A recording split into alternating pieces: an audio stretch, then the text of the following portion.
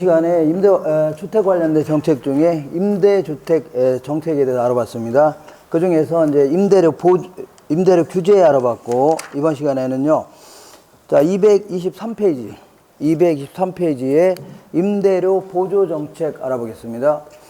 자, 임대료 규제가 너무 단기적으로만 효과가 있고, 장기로는요, 누구 하나 혜택을 못 본다는 얘기죠. 그래서 안 되겠다.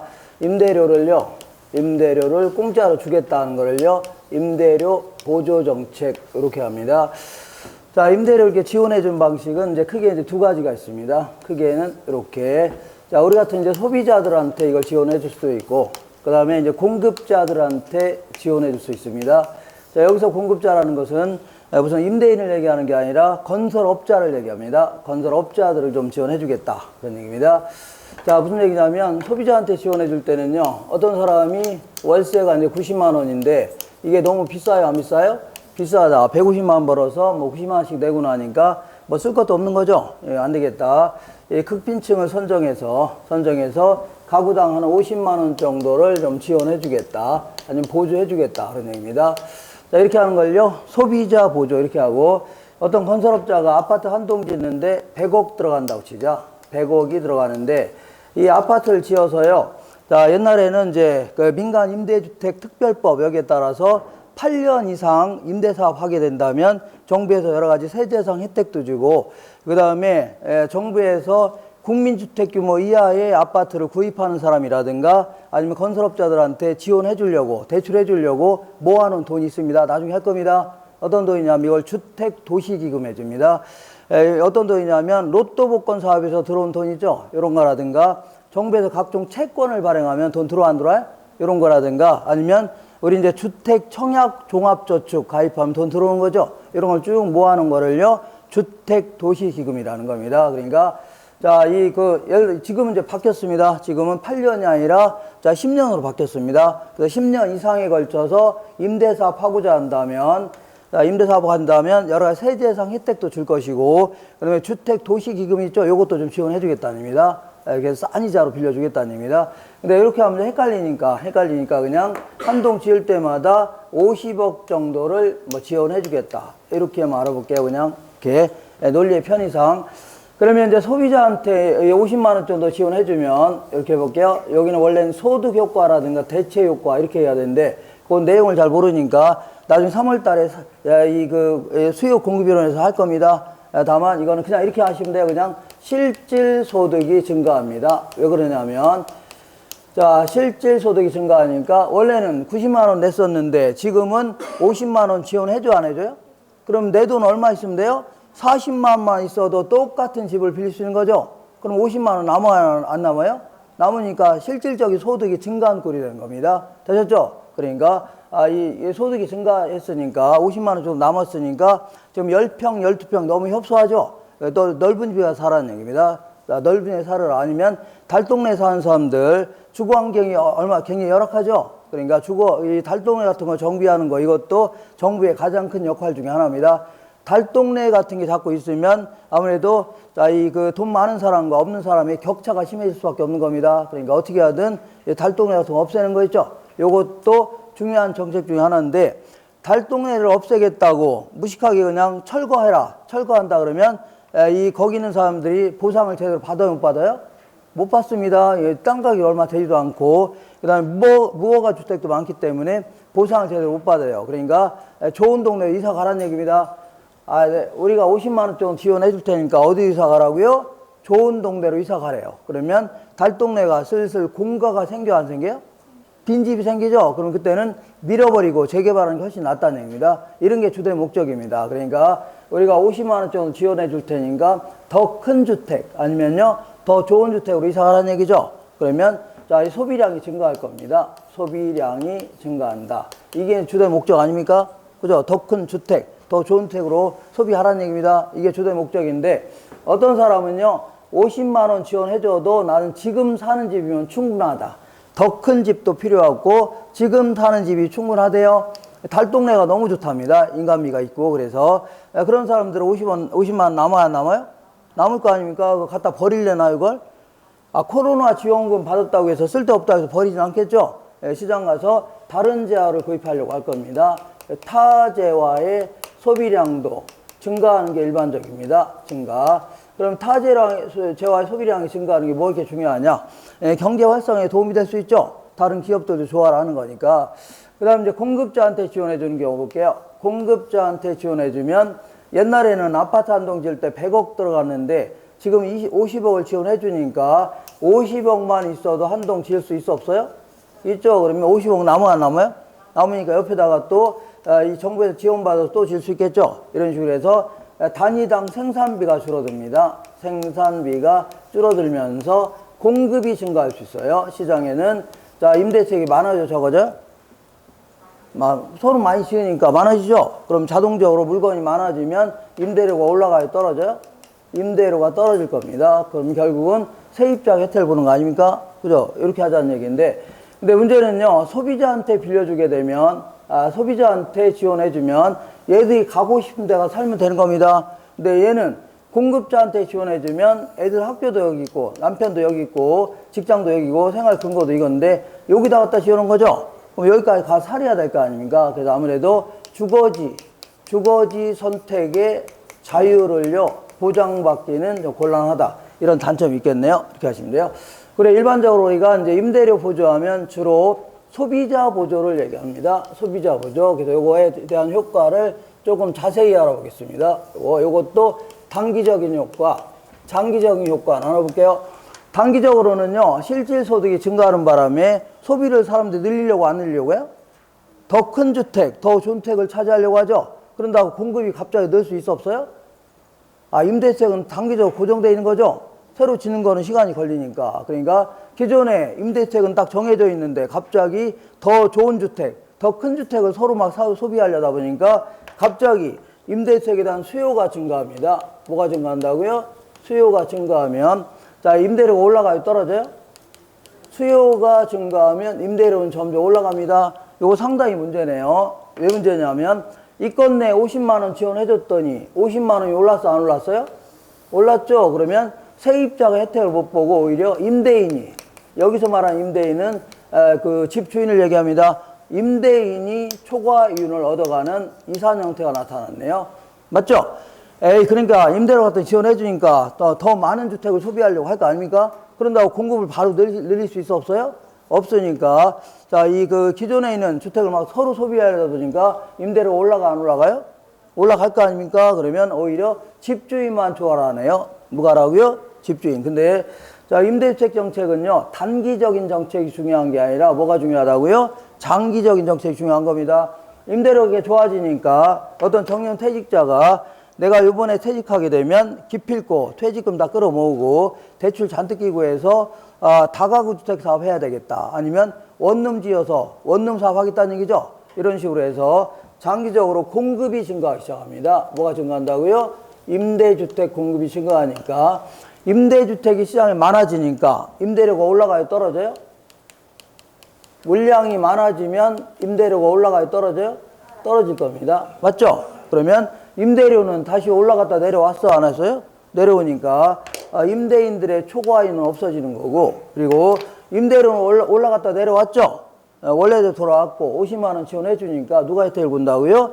세입자가 혜택을 보는 겁니다. 되셨죠?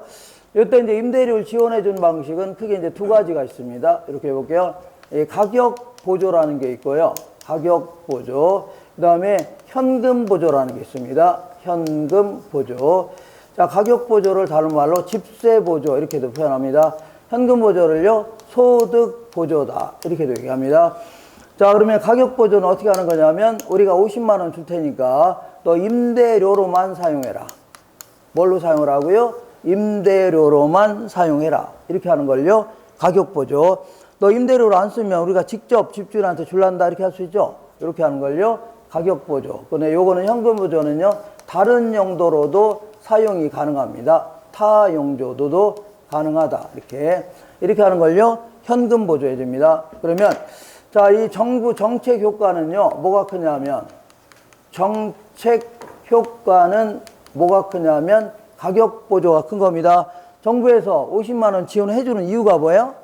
급빈층들이 너무 협소하고 좁은 집에 살고 있기 때문에 넓은 집에 살라는 얘기죠. 아니면 달동네 같은 거 없애려고 좋은 동네가 살아라는 얘기 아닙니까? 그러니까 임대료로 쓰게 하는 게 정책 효과는 커지는 겁니다. 되셨죠? 임대료로 쓰게 하는 게 정책 효과는 커요. 근데 소비자 효용 측면에서는 소비자의 효용 측면에서는 뭐가 유리하냐면 현금 보조가 더 유리합니다.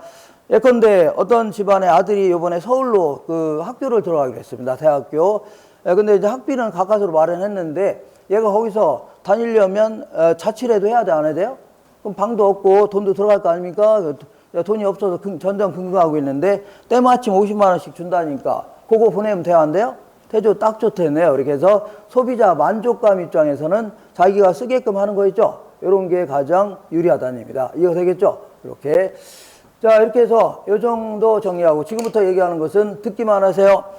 자, 듣기만 하시면 되는데, 자, 먼저 우리나라는 1999년도부터 국민기초생활보장법이라는 게 제정되면서 최저생계비에 몸피치는 과정이죠. 요걸 선정해서요, 최저생계비 정도를 좀 지원해주고 있습니다. 어디서요? 동사무에서 지원해주는데 이거는 이 용도로 쓰게끔 하는 용도도 있지만 대부분은요 여러 용도 쓸 수가 있습니다. 그래서 이런 경우는 무슨 보조라고요? 현금 보조입니다.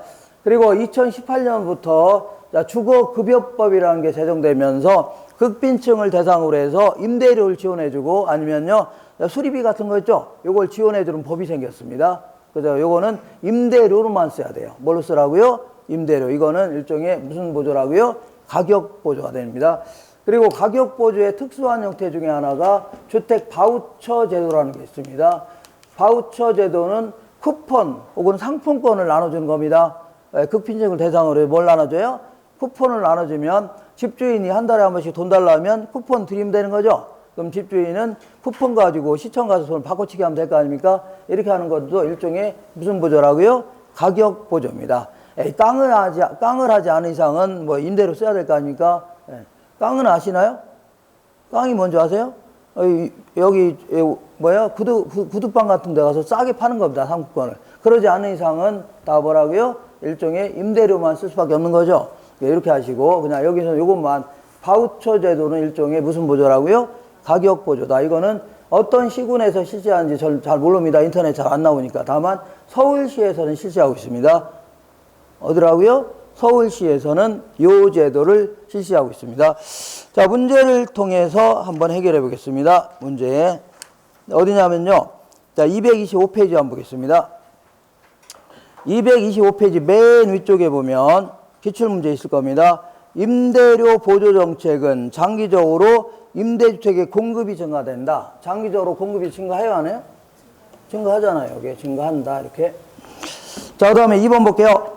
자, 이 정부가 임차인에게 임대료를 직접 보조해 준다면 단기적으로는 시장 임대료가 상승하지만 장기적으로는요, 시장 임대료가 낮아지게 됩니다. 단기적으로는 임대료 올라가 안 올라가요?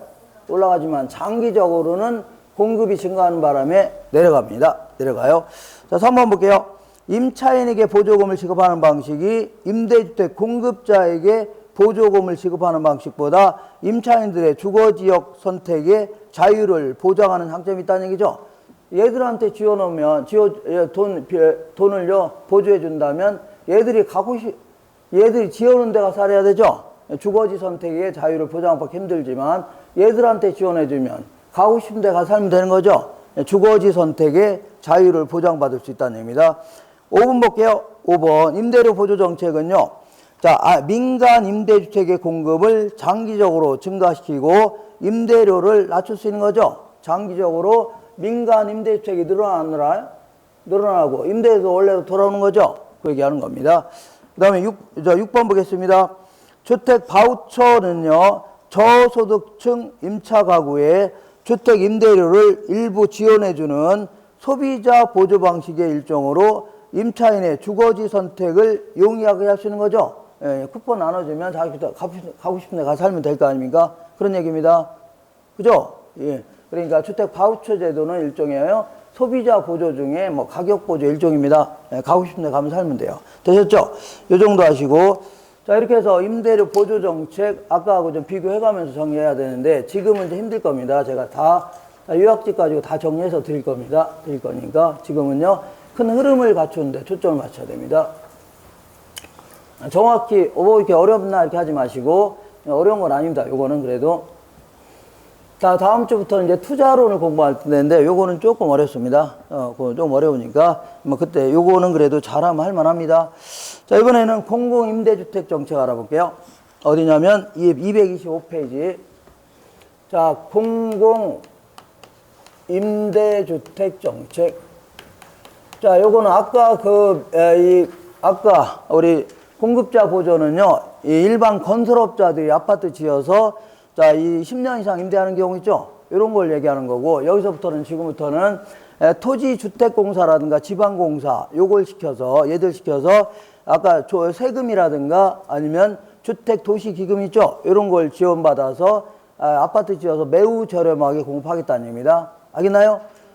조금 전에 했던 공급자 보조는 일반 민간 건설업자가 아파트 짓는 거고, 요건 누가 짓는 거라고요? 토지주택공사라든가 지방공사가 지어서 싸게 임대하겠다는 얘기입니다. 이걸요 공공임대주택이라는데, 요거는 이렇게 볼게요. 여기는 이제 사적시장입니다. 우리 주변에서 볼 수 있는 삼성아파트, 대우아파트, 현대아파트 이런 사적시장이 있는데, 여기는 임대료가 전월세가 무지하게 비싸다는 얘기죠. 그래서 안 되겠다. 자, 요 근처에다가 이제 공적시장이라고 해서 아까 얘기한 대로 토지주택공사라든가 지방공사 이런 거 얘들 시켜서 이 아파트 지어서 매우 저렴하게 공급하겠다 그런 얘기입니다. 이렇게 하는 거를요 공공임대주택 정책이라는 겁니다. 그러면 여기서 나타나는 효과를 좀 알아보겠습니다. 효과도 마찬가지로 단기적인 효과, 장기적인 효과 나눠보겠습니다. 장기적인 효과. 자, 그러면 이거는 일단은 이쪽이나 이쪽이나 품질은 거의 똑같다고 가정해야 돼요. 품질에 차이가 있다 그러면 이런 밑에 있는 할 일이 없어지는 겁니다. 할 얘기가 없어져요. 그러니까 여기나 품질은 같아요, 달라요? 같다고 가정해야 됩니다. 같은데 품질은 같은데 여기는 임대료가 비싸요, 싸요? 비싸고 여기는 싸죠? 그럼 품질에 차이가 없으면 이쪽으로 이사 가려고 안 가려고요? 가려고 할 거 아닙니까? 그러니까 공적시장으로 이사 가려고 할 겁니다. 이사. 주거를 이전하려고 하죠. 그러니까 여기는 수요가 증가하고 여기는 수요가 감소하게 되네요. 그러면 여기 이쪽은요 수요가 감소하기 시작합니다. 그럼 아까 수요가 증가하면 임대료가 올라 안 올라요? 오르는데 오히려 이 동네 안 살려고 하니까 수요가 감소하니까 임대료는 점점 하락하게 됩니다. 임대료는 점점 하락하게 돼요. 맞죠? 그러면 어디까지 하락하나 볼게요. 점점 하락하는데, 자, 여기 공적시장의 임대료보다 높은 한은, 여기보다 높은 한은 계속 이사하려고 하죠. 그러니까 결국은요 공적시장의 임대료 수준까지는 내려갈 겁니다. 이렇게 조금 이따 비싼 한은 이사가려고 하죠. 그러니까 이 지역의 임대료 수준까지는 내려갈 겁니다. 되셨죠? 이게 바로 단기적인 효과입니다. 단기적으로 아주 좋은 제도네요. 왜 그러냐면, 자, 공적시장으로 이사간 사람은 당연히 혜택을 받는 겁니다. 혜택을 받는데, 사적시장에 남아있는 사람들도 임대료가 내려갔어, 올라갔어요? 내려갔죠. 그러니까 자, 이 사적시장에 남아있는 사람들도 혜택을 볼 수 있다는 얘기입니다. 아주 좋은 제도네요. 맞죠? 이쪽으로 다 이사가니까 여기는 수요가 감소하는 바람에 임대료가 탁 떨어진다는 얘기죠. 그 얘기하는 겁니다. 근데 문제는 장기적으로 볼게요. 장기적으로 볼게요. 이 지역은 임대료가 형편없이 내려갔어, 안 내려갔어요? 내려갔죠? 정부에서 정하는 공적시장의 임대료 수준 내려갔죠? 그럼 사람들 임대사업 하고 싶어, 안 하고 싶어요?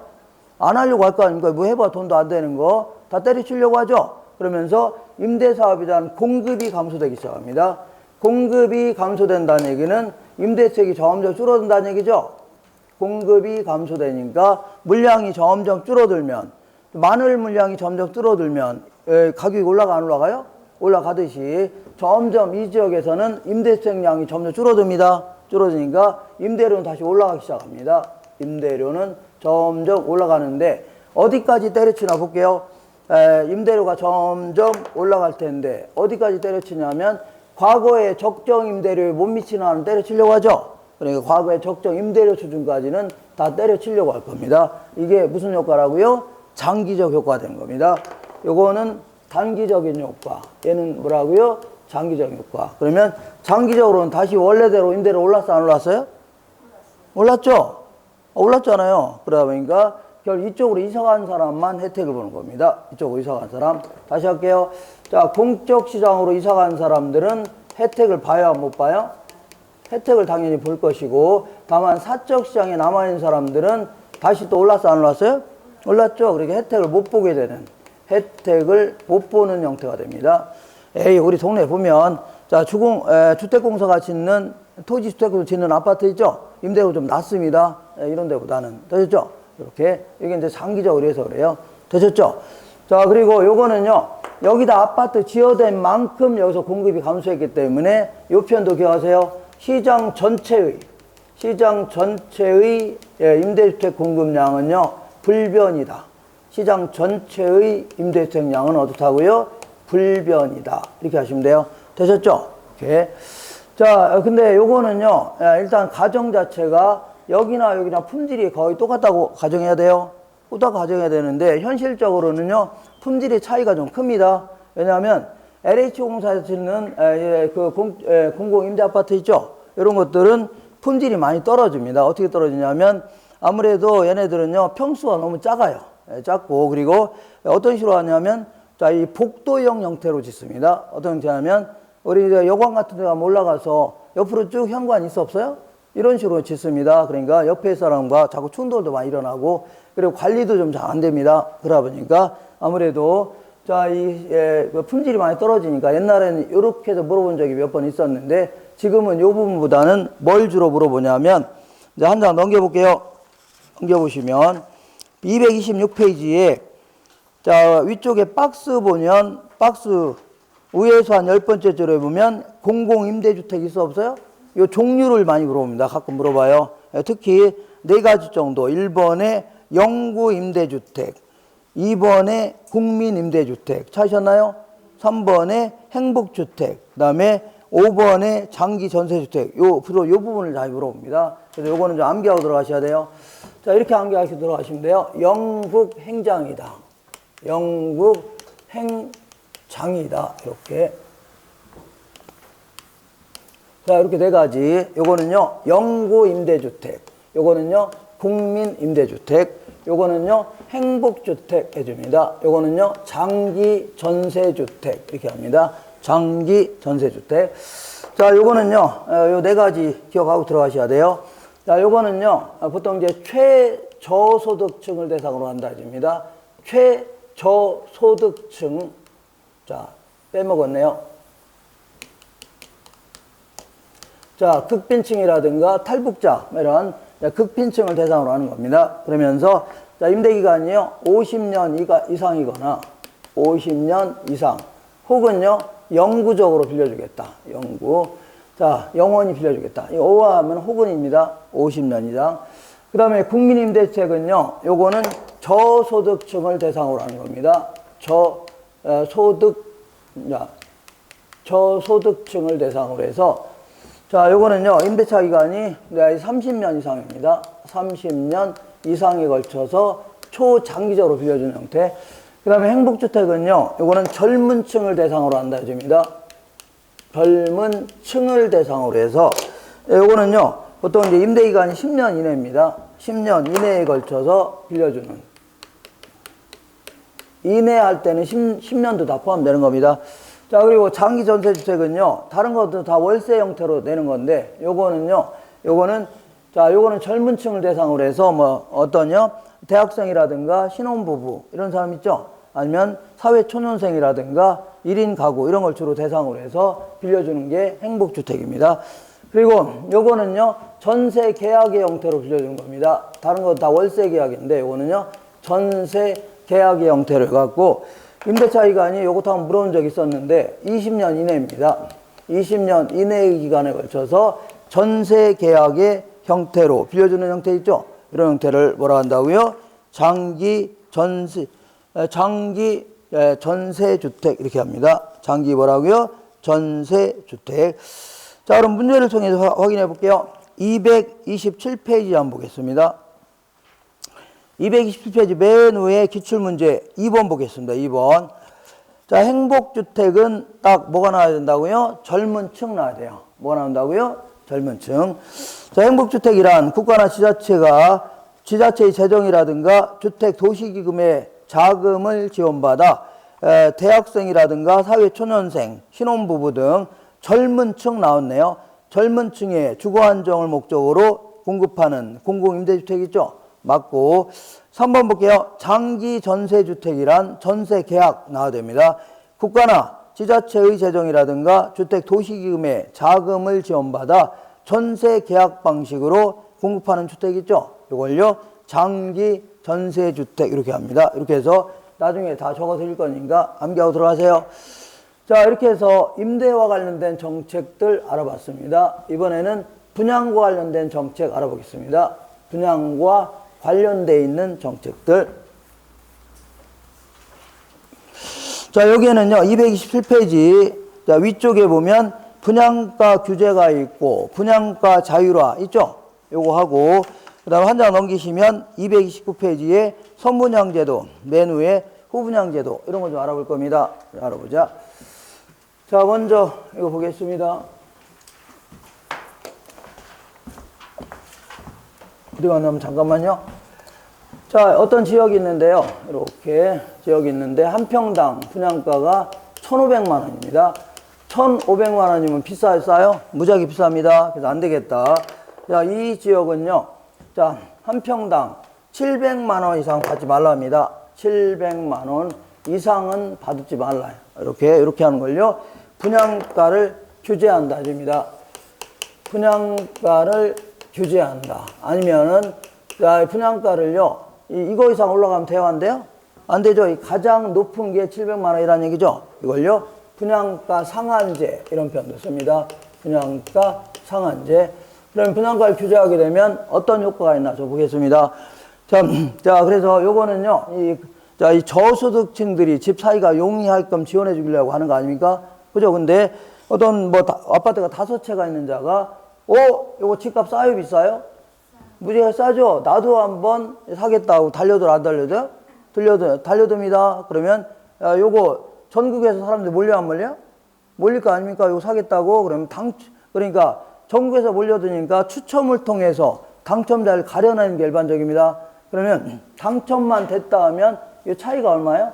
800만 원 아닙니까? 50평 정도라면 5, 8, 40에서 4억 정도 남는 거 아닙니까? 이러한 전매 차익 이거 노리려고 전국에서 몰려들 겁니다. 그러다 보니까 아주 투기가 아주 극성일 가능성이 높아집니다. 투기가 극성이다. 자, 그리고 건설업자 입장에서는 자, 이 700만 원 받아서는 돈 돼야 안 돼요?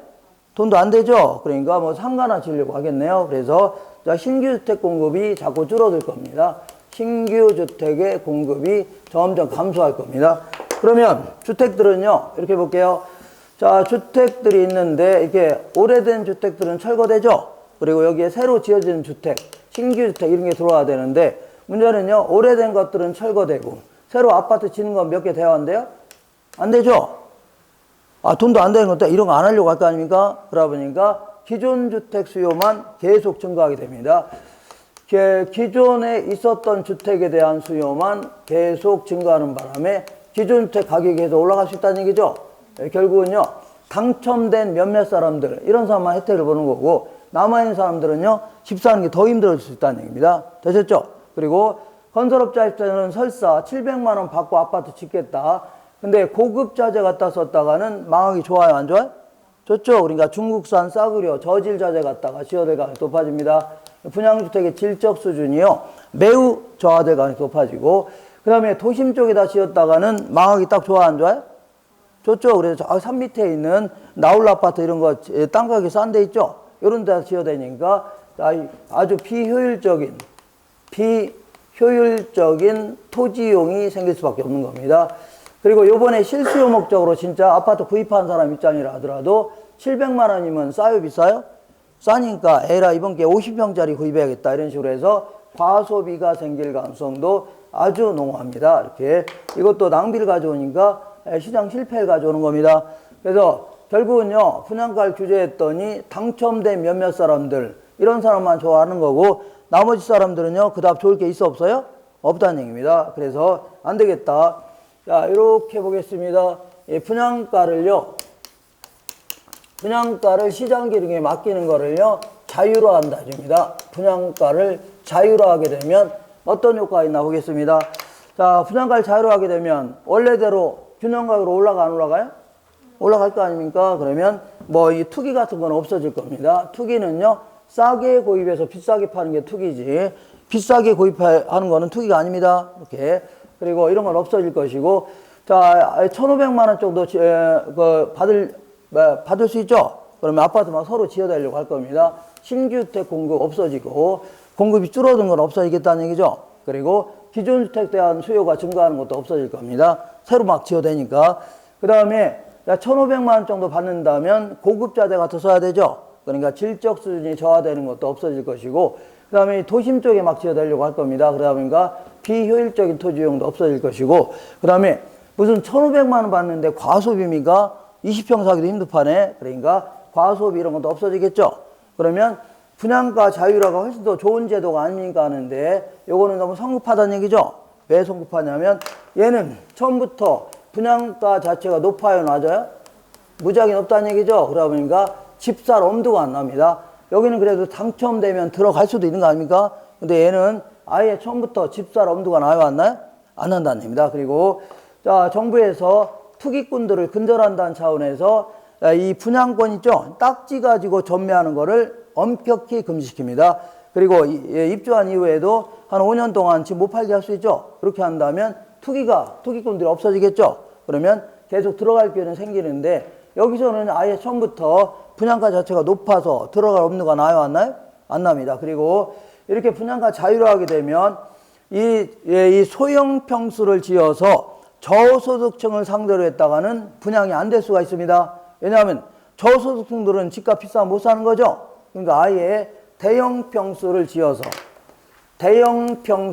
지어서 누구를 상대로 한다고요? 고소득층을 상대로 할 가능성이 매우 높습니다. 왜냐하면 자, 이런 예를 한번 들어볼게요. 서울에 이제 잘 나가는 돈 많은 동네가 압구정동인데, 그런 동네에서 중국에서 밍크코트를 10만 원에 가져와서 여기다 100만 원 가격표 붙여서 팔죠. 그럼 안 팔립니다. 안 팔려. 싸구려는 안 입습니다. 그러니까 아예 거기다 2천만 원 붙여봐요. 그러면 왜 날개 돋친지 팔릴 수 있는 겁니다. 이런 식으로 그 사람들은요, 오히려 비싼 거 구입한 거 있죠. 거기 바로 자기의 품위를 높일 수 있고 남들과 차별화를 줄 수 있다는 얘기죠. 그런 의미에서 오히려 비싸야 더 잘 팔립니다. 알겠나요? 그럼 이것도 마찬가지로 자, 이 고소득층을 대상으로 해서 대형 평수를 해갖고 초호화판으로 만들어 파는 거 있죠. 이게 훨씬 더 잘 팔립니다. 왜냐하면 초호화판으로 비싸게 팔면 돈 많은 사람이 들어올 거 아닙니까? 그래서 돈 많은 사람들은요, 돈 없는 사람을 같이 있는 걸 별로 안 좋아합니다. 그러니까 돈 없는 사람이 못 들어올 거 아닙니까? 이러면서 어떤 과시욕 이런 것 때문에 오히려 더 잘 팔립니다. 되겠죠? 이것도 문제가 되네요. 자, 그래서 어떤 제도가 더 훌륭한 제도다, 일률적으로 말할 수는 없는 거고, 시대와 장소에 따라 때로는 규제할 수 있고 자율 기능이 막힐 수 있다는 얘기죠. 이렇게 하시고, 그 다음에 여기서는 이런 문제는 없고, 어떤 문제가 있냐면, 자, 이런 거 한번 볼게요. 어떤 문제냐면, 잠깐만요. 어디냐면, 자, 거기에 228페이지 위쪽에 핵심 정리라고 그 박스 하나 있죠? 그거 보시면, 자, 우리 주택법령상 분양가 규제라고 해서, 자, 1번 볼게요. 공공택지 있죠? 공공택지에서 공급하는 것은 원칙적으로 분양가 상한제를 적용합니다. 공공택지가 뭐냐면, 복잡하게 얘기하지 말고 그냥 토지주택공사가 땅을 구입해야 하네요. 땅을 구입해서 택지 조성공사 있죠? 이런 거 한 땅을 얘기합니다. 이걸요, 공공택지. 그래서 이런 땅을 구입해서 어떤 건설업자가 이런 땅을 구입해서 아파트 지을 때는 뭘 적용한다고요? 분양가 상한제를 적용합니다. 되셨죠? 그리고 그 밑에 공공택지가 아니라도 민간택지라 하더라도, 그러니까 이 건설업자가 그냥 돌아다니면서 직접 산 땅 있죠? 이런 땅이라 하더라도 그 줄 맨 끝에 이 주거정책심의위원회 심의를 거쳐서 자, 지정하는 지역 있죠? 여기서 아파트 짓는 것들도 분양가 상한제 적용해야 됩니다. 다시 한번 해볼게요. 공공택지에서 공급하는 아파트 있죠? 이런 거라든가, 아니면 자, 다른 지역이라 하더라도 주거정책심의위원회 심의를 거쳐서 지정하는 지역 있죠? 이런 지역에서는 분양가 상한을 적용합니다. 근데 이러한 지역이라 하더라도 요걸 갖고 물어보는데, 동그라미 2번에 1번에 보니까 도시형 생활주택 있어 없어요? 요거는 자, 공공택지에서 공급하는 주택이라 하더라도 분양가 상한제를 적용하지 않습니다. 여기 가끔 물어봤습니다. 그리고 나머지는 나중에 할 겁니다. 자, 도시형 생활주택은요, 주로 이제 300세대 미만에, 300세대 미만에, 단지형 연립, 단지형 다세대, 소위 원룸이라고 해서 소형주택이죠. 이런 것들을 얘기하는데, 이런 것들은 분양가 상한제에서 배제합니다. 도시형 생활주택의 범위는 이 공부에서 공부할 겁니다. 할 거예요? 그러니까 여기서 요것만 하셔야 돼요. 자, 공공택지를 가지고 아파트를 지어서 파는 거라 하더라도, 아니면 공공택지가 아니라도 주거정책심의위원회 심의를 거쳐서 지정한 지역 있죠? 이런 데서는 분양가 상한제를 적용하되, 그 지역이라 하더라도 도시형 생활주택은 분양가 상한제가 적용돼야 한대요? 안 된다 이거 하시면 돼요. 자, 228페이지 맨 아래 보겠습니다. 맨 아래 기출문제.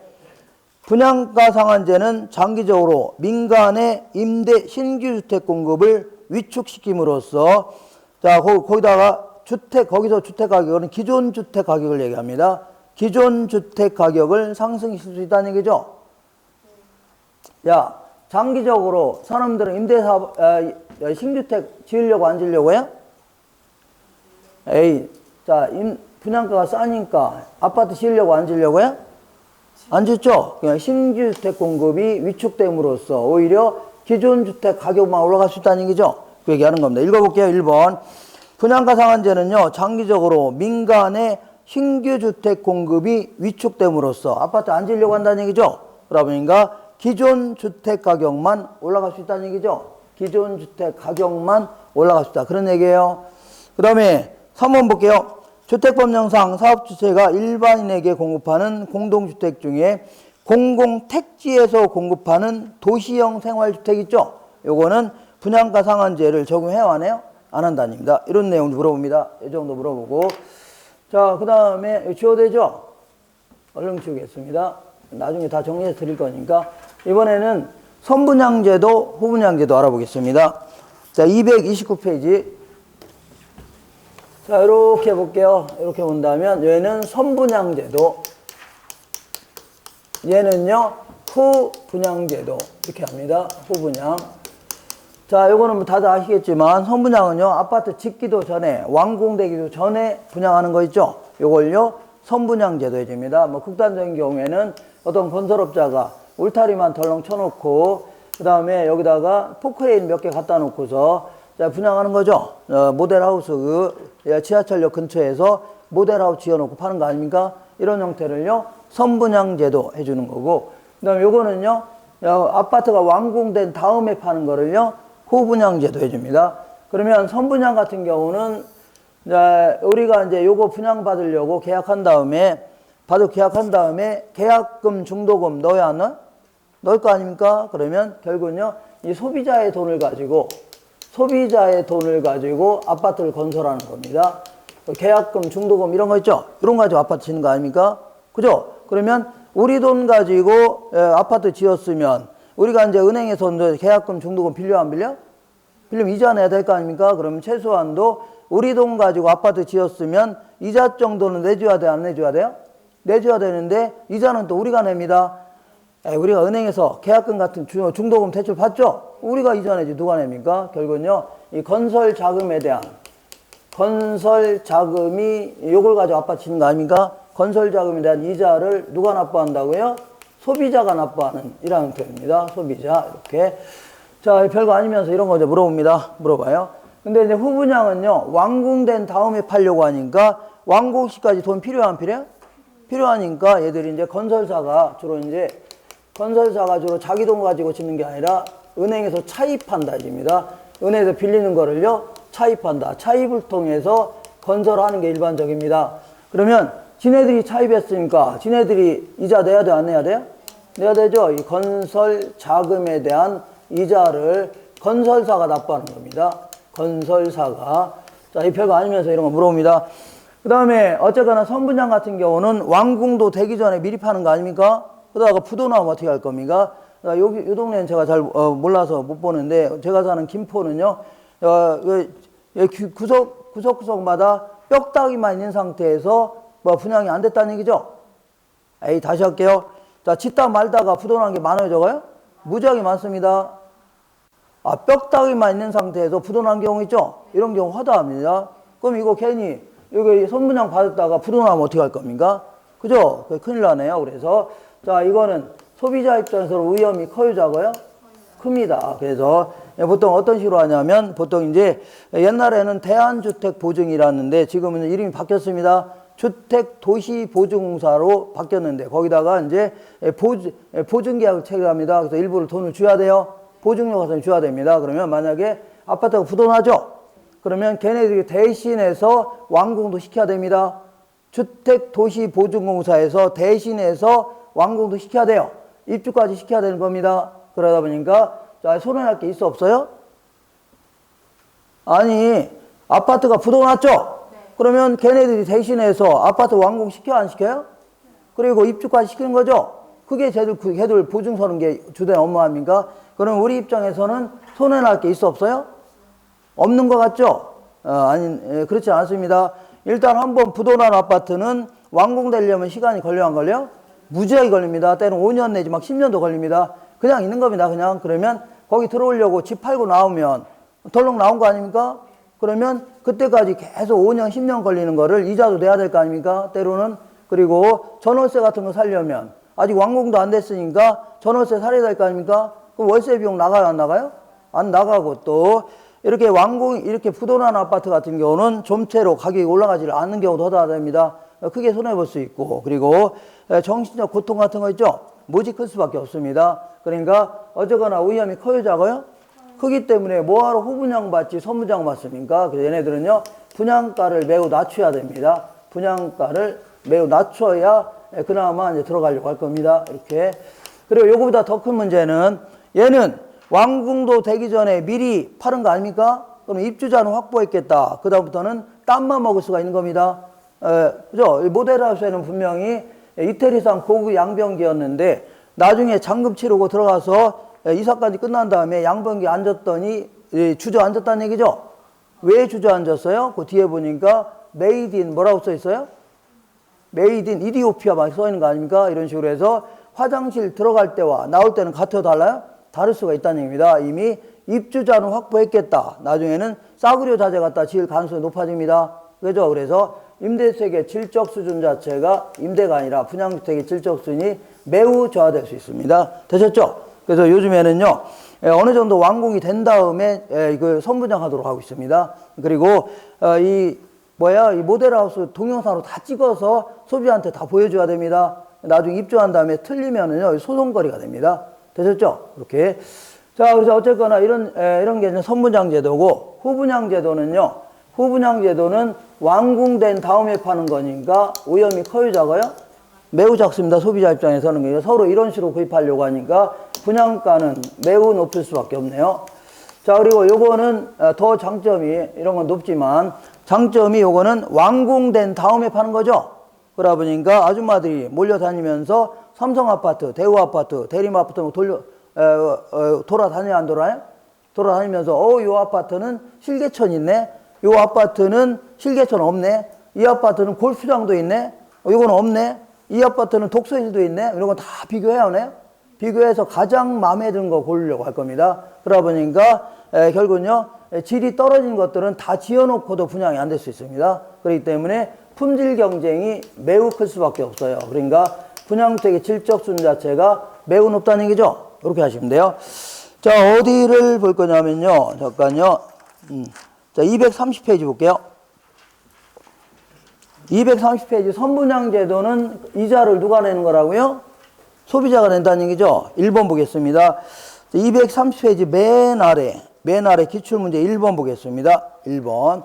선분양 제도는요, 초기 주택 건설 자금의 대부분을 주택 구매자로부터 조달하므로 건설 자금에 대한 이자의 일부를 누가 부담한다고요? 주택 구매자, 소비자가 부담한다는 얘기죠. 이렇게 하시면 돼요. 주택 구매자가 부담한다. 이렇게 해서 자, 다른 거는 다음에 풀어도 됩니다. 문제가 이런 식으로 물어본다. 이거 아시면 돼요. 자, 지금부터는 이제 조세와 관련된 정책 알아보겠습니다. 이걸요, 조세 정책이다. 이렇게 합니다. 자, 우리 교재에는 231페이지 있는데 오늘은 좀 간단한 것만 좀 정리하고 다음번에 해주세요. 자, 그 처음부터 너무 급하게 많은 걸로 하려고 하면 좀 힘들어집니다. 나도 힘들고 여러분들 힘들어진 거 아닌가? 서서히 이렇게 붙여나가면 돼요. 자, 조세정책, 여기서 말하는 조세는 부동산 관련 조세를 얘기합니다. 부동산 관련 조세는 취득하는 과정에서, 보유하는 과정에서, 처분하는 과정에서 내는 세금이죠. 이런 걸요, 부동산 관련 조세라는 겁니다. 내가 부동산을 구입했다 그러면 취득세를 내야 됩니다. 취득세. 요거는, 자, 돈 주고 취득했든, 돈도 안 주고 취득했든, 유상으로 취득하든, 무상으로 취득하든 취득세 내야 됩니다. 그리고 원시 취득, 승계 취득할 것 없이 전부 다 취득세 내야 됩니다. 원시 취득은요, 건물을 새로 지었을 때 이런 거를요, 원시 취득. 그다음에 신규 취득, 승계 취득은요, 다른 사람이 살던 걸 구입할 수 있죠. 이런 것들도 승계 취득이라는 겁니다. 이것도 다 취득은 취득입니다. 다시 할게요. 이 무상으로 취득하든 유상으로 취득하든 원시 취득이든 승계 취득이든 다 취득세 내야 돼요, 안 내야 돼요? 내야 되는 겁니다. 되셨죠? 이때. 자, 그리고 무상으로 취득하는 경우에는 부모님이 돌아가시면서 상속을 받았다. 그러면 상속세라는 걸 내야 됩니다. 근데 돌아가시도 전에 미리 물건을 받았다는 얘기죠. 재산을. 그러면 그때는 증여세라는 걸 내야 됩니다. 증여세. 상속세 및 증여세. 이것도 공짜로 받은 거 아닙니까? 그죠? 그러면 상속세나 증여세 냈으면 취득세 안 내나요? 천만에요. 이거는 국가에서 징수하는 세금입니다. 이걸 국세해 줍니다. 나머지는요, 이거는 지자체에서 징수하는 거기 때문에 지방세 해줍니다. 그러니까 이 상속세, 증여세도 내야 되고 취득세도 내야 됩니다. 되셨죠? 그렇게 하시고. 자, 그 다음에 이거는 취득세는 취득했을 때, 부동산 취득했을 때 내는 세금입니다. 만약 부동산에 대해서 전세권을 설정했다든가 저당권 설정 같은 거 있죠? 이런 것들은 등록 면허세 형태로 부과합니다. 그렇게 아세요, 그냥? 네. 자, 어쨌거나 여기서는 부동산 취득했을 때는 뭘 내라고요? 취득세도 내야 되고 상속이나 증여세 내야 됩니다. 이렇게. 그리고 6월 1일 날 부동산을 하루라도 갖고 있었다. 1년 내내 갖고 있지 않다가 어떻게 하다 보니까 6월 1일 날 소유자로 돼 있다는 얘기죠. 등재되어 있다 그러면 이 사람은 재산세를 내야 됩니다. 뭘 내야 된다고요? 재산세. 어디 갔어요?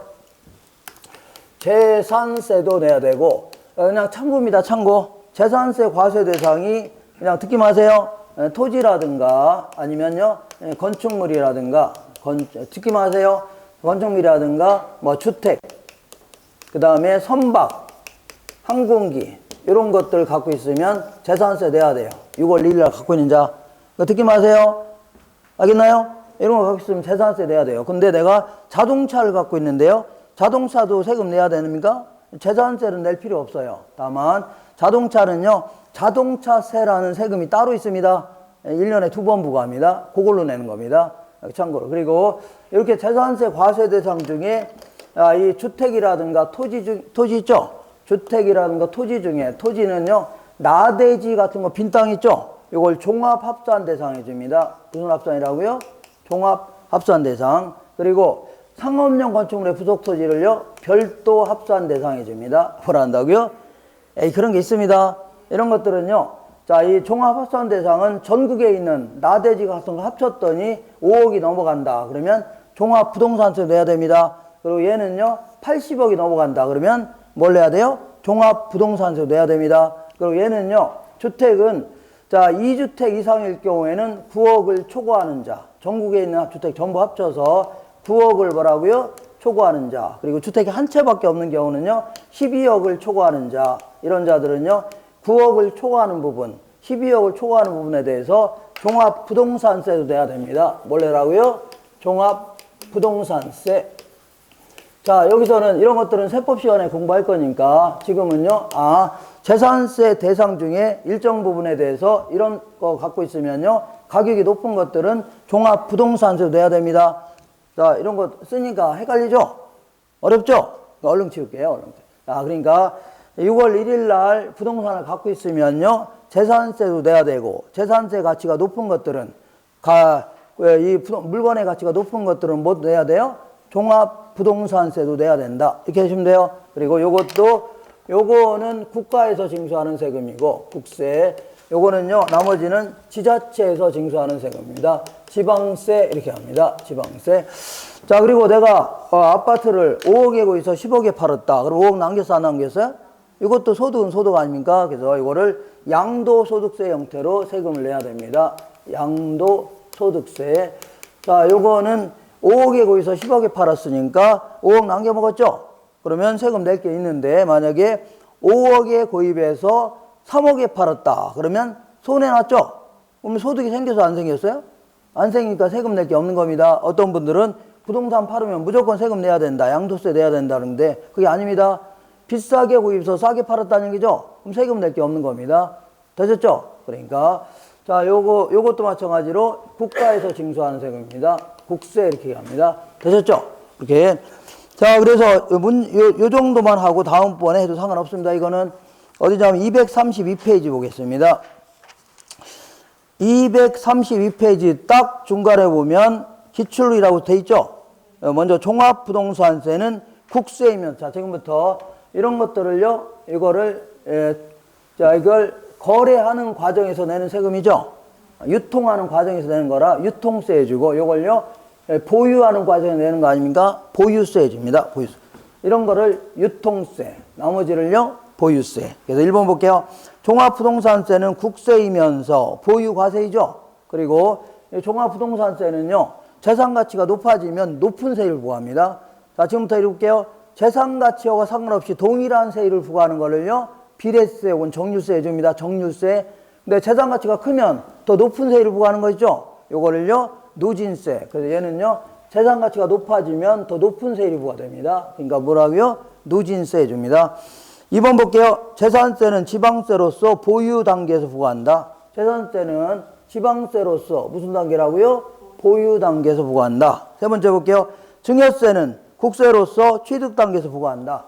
증여세는요, 자, 이 국세로서 무슨 단계라고요? 취득 단계에서 부과한다. 그 다음에 양도소득, 이거는, 이 4번은 좀 안 해도 됩니다. 자, 요 정도만 일단 기억하셔도 충분합니다. 기본적인 거는 요 정도. 그리고 살살 약간 좀, 이게 예외적인 내용들이 있죠? 요거 정리하시면 돼요. 자, 요 정도 정리하고 5분만 쉬었다가 오늘 공부했던 걸 한 번 더 총정리하겠습니다. 가시면 안 됩니다. 총정리하는 것도 중요합니다. 가시면 안 돼요.